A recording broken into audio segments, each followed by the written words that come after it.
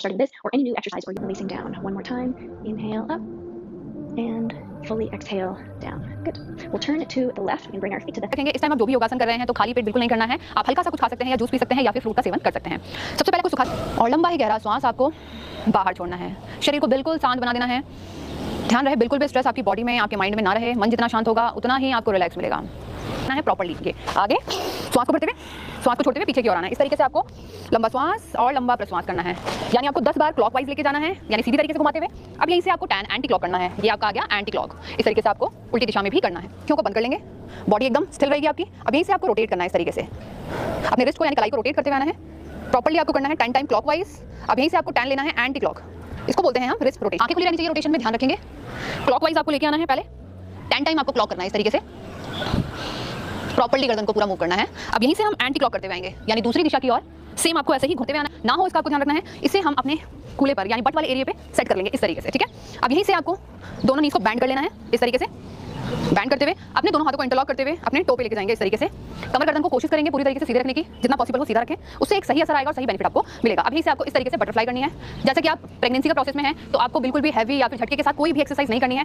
Even अगर आप butterfly भी कर रहे हैं तो बहुत ही धीरे धीरे आपको करना है, बिल्कुल इस तरीके से प्रेशर लेते हुए नहीं करना है।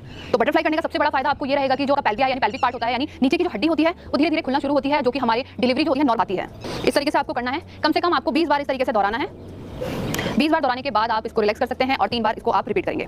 आ जाना है वज्रासन की स्थिति में, यानी दोनों पैर आपके बैंड हो जाएंगे और पीछे की ओर अपनी दोनों नीज को बैंड करते हुए इस तरीके से आपको आ जाना है वज्रासन की स्थिति में, यानी दोनों पैर आपके बैंड हो जाएंगे और पीछे की ओर आ जाएंगे। बहुत ही ईजी तरीका है। और दोस्तों इसी के टाइम पर हमारा जो डाइजेशन है वो बहुत ही ज़्यादा स्लो हो जाता है, एसिडिटी की समस्या बनी रहती है। तो इसके लिए वज्रासन आपको बहुत ज़्यादा बेनिफिट देगा। इसमें आप बैठे रहेंगे, कम से कम आपको 30 सेकंड तक इसी पोजीशन में बने रहना है। स्टार्टिंग में धीरे धीरे आपकी प्रैक्टिस होती रहेगी तो आप 1 मिनट तक भी इसमें बैठ सकते हैं। इस आपको इसको 3 बार करना है। मैं आपको एक बार साइड पोज से दिखा देती हूँ ताकि आप समझ पाएं इजीली। ये देखिए इस तरीके से आपको दोनों घुटनों को मोड़ते हुए पीछे की ओर ले जाना है। अगर आपको बैठने में दिक्कत आ रही है तो आप अपने कूल्हे के नीचे थोड़ा सा ईजी हो जाएगा और आप आराम से कर पाएंगे। इसी तरीके से आपको थोड़ी देर बैठे रहना है। और अगर आपको बैठने में दिक्कत आ रही है तो आप अपने कूल्हे के नीचे इस तरीके से पिलो रख सकते हैं इस तरीके से, जिससे आपको थोड़ा सा इजी हो जाएगा और आप आराम से कर पाएंगे। इसी तरीके से आपको थोड़ी देर बैठे रहना है और श्वासों पर ध्यान केंद्रित सूक्ष्म व्यायाम करें। और गर्भवती महिलाएं कपालभाति को छोड़ करके, कपालभाति बाह्य प्राणायाम को छोड़ करके बाकी सब प्राणायाम भी करें। तो ये सूक्ष्म व्यायाम जो हाथों के लिए पैरों के लिए हम कराते हैं, ये सूक्ष्म व्यायाम करें और सूक्ष्म व्यायाम के साथ साथ प्राणायाम करें। तो ये सूक्ष्म व्यायाम और जो है ये तो हम 5 बता रहे हैं, आराम आराम से कर लें। ऐसे ऐसे ऐसे ऐसे ये सूक्ष्म व्यायाम और ऐसे ऐसे ये, और सूक्ष्म व्यायाम के साथ साथ प्राणायाम। प्राणायाम में भस्त्रिका, अनुलोम विलोम, भ्रामरी, उद्गीत, शीतली, शीतकारी, ओंकार और गायत्री का जप कर लें।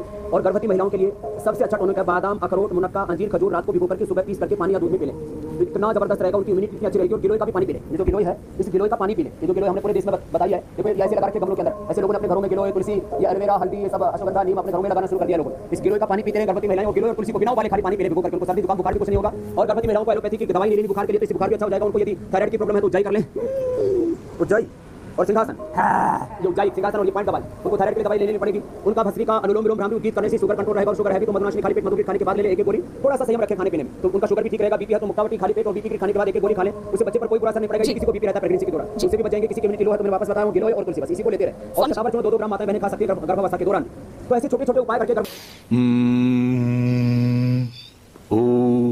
ये गर्भवती माताओं को जरूर करें। और ये अंगूठे के नीचे थायराइड का पॉइंट भी दबा लिया करें। गले का पॉइंट दबाएंगे, थायराइड का पॉइंट दबाएंगे माता बहनें, तो उनका थायराइड कंट्रोल होगा। क्योंकि प्रेग्नेंट अवस्था में थायराइड की दवाई लेना बहुत खतरनाक होता है बच्चे के लिए।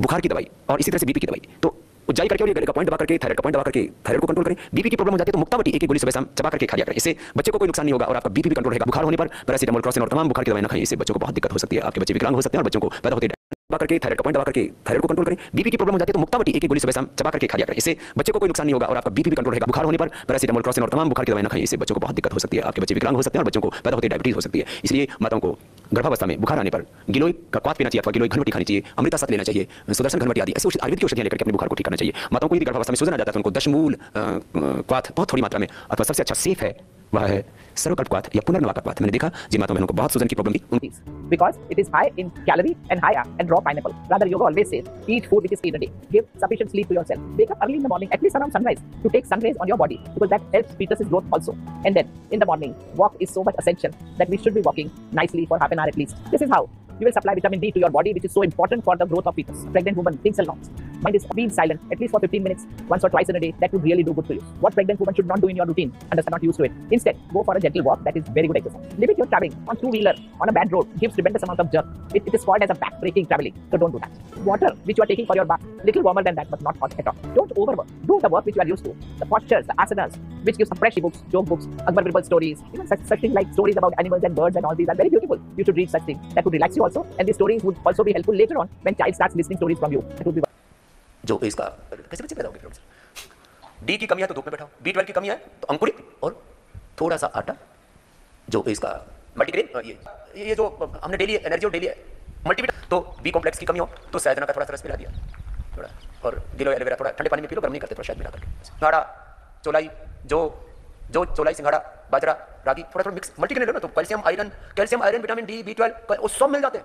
मल्टीमिलेट्स दो बच्चों को जो प्रेग्नेंट लेडीज है। विटामिन सी के लिए इतने फ्रूट्स हैं, खट्टे फल हैं, अनानास है, नींबू है, संतरा है, सेब है, आंवला है, ये सब में विटामिन सी सब में होता है। विटामिन सी सब में खिलाओ।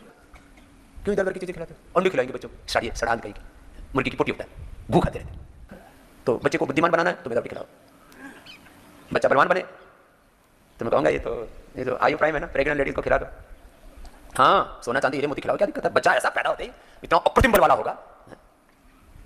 आजकल माँ पी रही है